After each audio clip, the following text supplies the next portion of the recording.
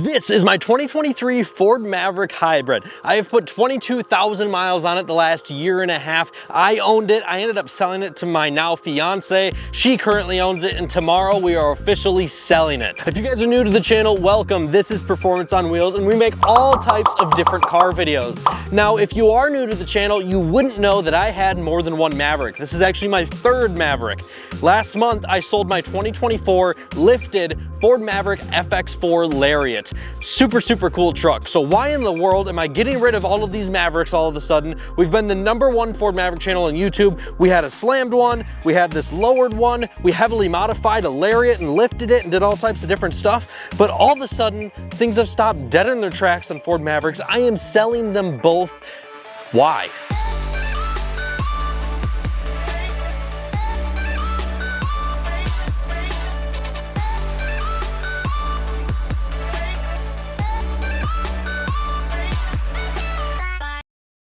I like to be very honest on this channel, and it's time for me to open up about my finances. Now, this Maverick and the Maverick that I had before this, I paid in cash with full intentions on them being YouTube vehicles. Now, it is my dream and my dad's dream, who's usually here, and I'll get to that. It is our dream to become YouTubers. So we purchased these vehicles and with intents on modifying them to grow a following on YouTube, and we did that successfully. That was amazing. We really started, I believe, a craze in a lot of different ways on modifying these Ford Mavericks. And it was really cool to watch our following grow, to watch all these other people's Maverick builds start coming out, and a lot of people just seeing the potential of this cool little truck because of our videos, and us even getting invited to the 2025 Ford Maverick release was an amazing experience that Ford decided to give to us. So thanks to Ford Motor Company for allowing us to do that. Super cool experience.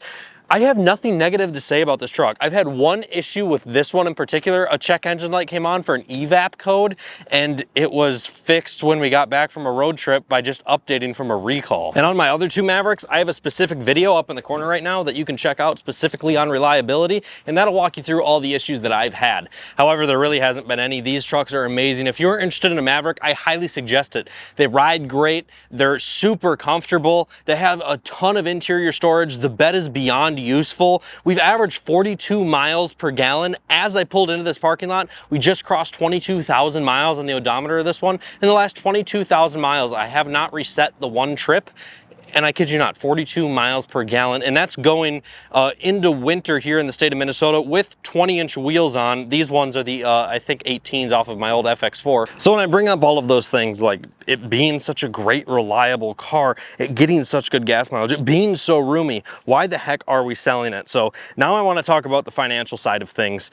I bought that Maverick Lariat in cash. So I bought that with intentions on making YouTube videos on it. I specifically purchased that vehicle for a YouTube car to modify it, to get companies to send us items that we could install and be the first to test. And it was successful. We were the first channel to get into lifting one. We did all types of stuff with this lowered one. We had another lowered one. I had another one other than that too. So the Maverick really grew our channel greatly in a lot of different ways. And there's a lot going on the financial side of things right now. It was my goal by the end of 2024 to purchase my first house. I'm going to be 23 in December of this year. And it was my goal to purchase my first house, and that Maverick, I couldn't do it with that because I bought it in cash. It was a $40,000 car. So I sold that, I bought my first house, and now we just got engaged. So we have a wedding to save up for and some other items like that. So we have just decided financially right now, being as young as we are, we don't need to have a $20,000 car, and I can purchase a new vehicle to help grow our channel even more.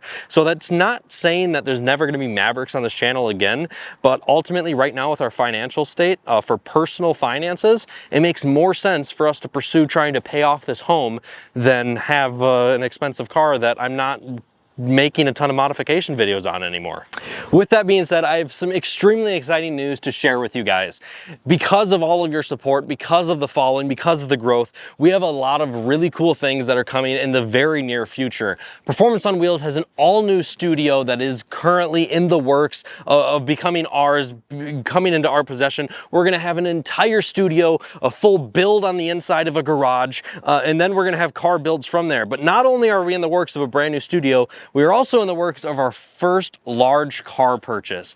Now, we are between a couple of cars. I'm kind of curious on your help in the comments below, because this isn't personal finances. This is, you know, kind of our business. Performance on Wheels is officially a business now. We're kind of in the middle of purchasing our first big car. So if you guys are interested, I'd really appreciate the help in picking one out. We're between vehicles like a 5th gen Dodge Viper, the newer Shelby GT500, maybe like a Camaro ZL1 1LE, maybe a C6 Corvette ZR1, maybe a heavily modified C7 Z06. We're interested in purchasing something like that to go along with our new studio. So we've always been more performance car oriented, and we're very excited that we're at a point in the YouTube channel where we're ready to pursue one. Now, one of the things I really want to cover on my ownership history of this Maverick is the bed size. Now, a lot of people told me the bed's way too small. This bed can't do anything. This is the most impractical truck ever. Like, I don't think you guys actually realize what you can do with like a 4.5 foot bed, whatever it is. Also, 2 mods I think that you absolutely need on your Ford Maverick. One of them is this tonneau cover. Sorry, I got 2 different vehicles. One's on the left side, one's in the middle. This tonneau cover is the cheapest tonneau cover on the market when it comes to a tonneau cover for the Maverick. This thing is amazing. It doesn't flap in the wind. It looks great. After a year now, it's held up very nicely, even in winter. Highly recommend it. The second thing I recommend is this bed mat right here. This thing is absolutely fantastic. It fits perfectly. It's molded to the bed perfectly. It allows things not to slide around at all. It looks great. Love this bed mat. Highly recommend it. I'll link both of those down in the description below. I'm also going to link a steering wheel cover for the XL. If you have an XL, I highly recommend it. And I'm going to link this little phone holder that I have next to the screen, and some winter floor mats. I think those are the absolute essentials for any Ford Maverick. And with those mods, I think you're going to be very, very, very happy. They are fantastic. Everything else I cover in some other videos, but I think those are the essentials that any Maverick owner absolutely needs. Now, when I talk about bed size here, I fit 2 full-size couches in here. You know how I said I bought a house? I moved entirely with this Maverick. Entirely. I moved in by myself with this Maverick. Oh, my fiance helped here and there for sure, but she was kind of busy with some other stuff too. But ultimately, this Maverick, I did it in like 8 trips entirely. I only moved like 15 minutes from where I previously was. Like, full on moved in with this Maverick. This thing is so practical. I've had so many large items in here. One thing that I really like about the Maverick, that I actually don't like that Ford does this, the Maverick bed is more practical than the Ranger's bed, and it's more practical than the F-150's bed, and there's a couple of reasons for that, right? So you might be wondering, well, obviously those 2 are bigger. Even though this is a smaller size, this has more tie-down points. Ford had a flex bed on this Maverick, so it's got multiple spots. You can like put lumber in here and make things work properly and like stack things. And there's so much aftermarket support for the bed in this thing. You can make this tiny little bed like the most practical thing in the world. It is crazy, if you put your mind to it, how much stuff you can fit inside of the bed of this little truck. It's insane. And yeah, 1,500 pounds of payload capacity. You might think that, oh, what the heck are you going to do with that? That's a ton of weight, guys.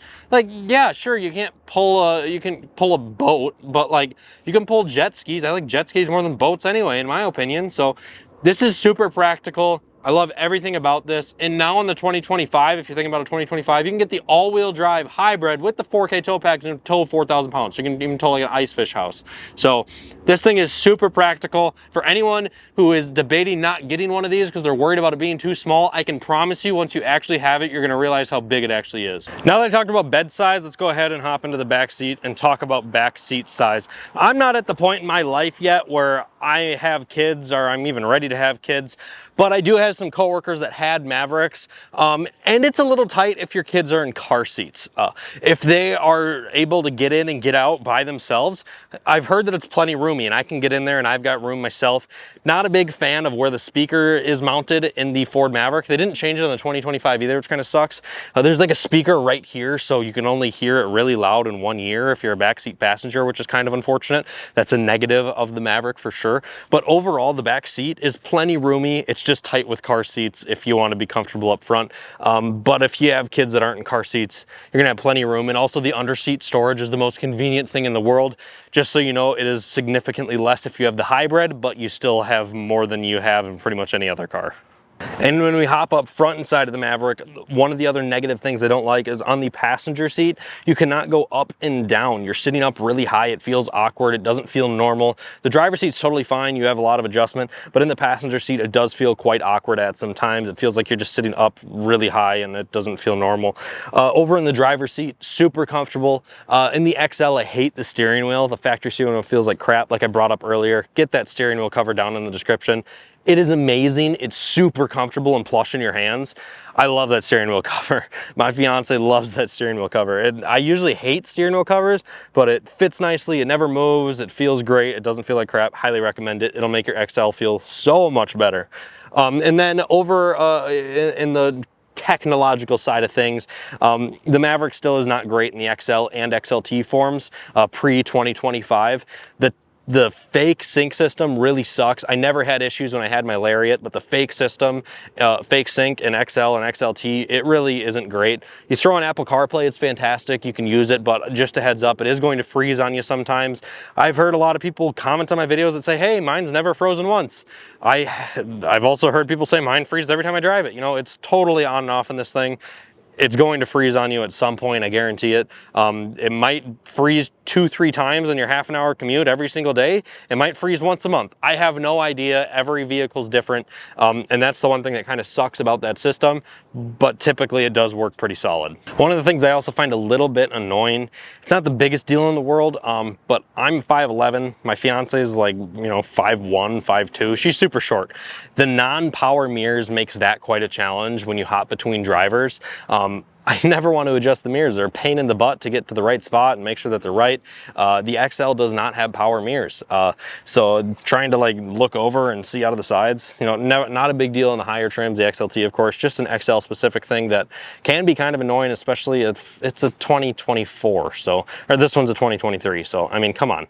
Power mirrors, guys, you could have spent the extra few cents and put power mirrors in it, but once again, not a huge deal. If there's only one driver, it literally doesn't matter at all. And only manual dimming rear view mirror, and that's in all trims. Even in the 2025, $42,000 Ford Maverick doesn't have an auto dimming rear view mirror, which I think is absolutely insane. Those are just kind of my few little nitpicky things, overall, this is a really, really, really good truck. I love it. And now let's talk about driving it. And this is what's really blown my mind. This Maverick has Eibach lowering springs on it, so it sits a little bit lower. It looks a little bit more aggressive. I'll link those in the description too if you're interested. Highly recommend them. It doesn't really change the ride quality at all in the hybrid model here because the hybrid already is a little bit stiff. It features a different suspension setup than the all-wheel drive variant does. I've been very happy with the Eibach springs for a driving experience type of thing. This thing handles incredibly well. You have so much feedback through the wheel. This is a super fun truck when it comes to handling, and that's why I'm really excited for the new 2025 Ford Maverick Lobo. We're absolutely going to be having a bunch of videos on those on the channel once we start getting them on the dealer. I've been very impressed with how this Maverick handles. It's super fun in the corners. It really is fun to throw around. Even in just the front wheel drive model, my all wheel drive was even better than this when it came to handling. These are so much fun to drive. And that 2-liter EcoBoost is also a great pair to the fun to drive aspect. So they are really fun to drive, but even in this front wheel drive variant, it is a good time. Now the Maverick Hybrid isn't fast by any means, but it's not slow. It surprises me here and there on, oh wow, this is peppier than I think. Especially with it being a CVT, you're not waiting for it to gear hunt or anything like that. So the Maverick Hybrid, especially in sport mode, is a very fun vehicle to drive. You're gonna have plenty of passing power, plenty of get it up and go. I've had this vehicle going pretty quick. It feels very stable. These are really, really great trucks. Highly recommend it from a driving standpoint. And I think all in all, that ultimately wraps up my final video on our Ford Maverick. I love this vehicle. They are amazing. I recommend it to anyone who is looking to get one. You will love your Maverick. The only thing that I recommend is don't pay over MSRP. And I know there's gonna be people asking, what the heck did you sell this Maverick for, right? So let me walk you through it quick, right? My first Maverick was a all-wheel drive 2-liter EcoBoost. I bought that vehicle for $25,000, just over $25,000, out the door, tax, title, license. That's about how much money I paid for that vehicle. I sold that vehicle to Carvana for $30,800. The second Maverick that I had, I lost some money on. It was a Lariat. It was fully decked out. It was a 2024, so after the price increase for 2024, I paid about $38,000 out the door for that Maverick. I ended up selling that Maverick for $37,000. And that one was very heavily modified. There was a ton of stuff done to that one. This Maverick we paid $22,000 for out the door. I bought it for $22,000. I then sold it to my fiance for $22,000. And we're selling it to Carvana for $26,000 with 22,000 miles on it. So that is how much I am currently getting for my Maverick. So just a heads up, check the stickers on these older ones. Don't pay over sticker. I promise you it's gonna bite you in the butt down the road. Just wait, hold it out, keep your search alive. There are Mavericks out there that are under sticker. There are Mavericks you're gonna be able to find. Do not pay over sticker for one of these.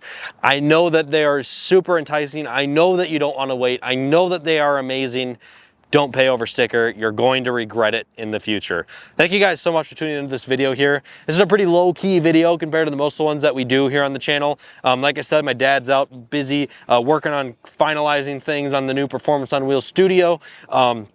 So it was just me today, and it was really fun just hanging out with you guys. Let me know down in the comments below if you guys think that I'm stupid for doing this idea, but there's gonna be a lot of videos coming soon on some new cars joining the channel. We're picking up the replacement to this tomorrow, so we're gonna bring in a whole new crowd of people. The Infiniti Q50 is the replacement if you managed to watch it all the way through this video. So I'm really excited to play around with the Q50 platform, the VQs. I guess we'll get into that soon. So thank you guys so much, and I look forward to seeing you all soon.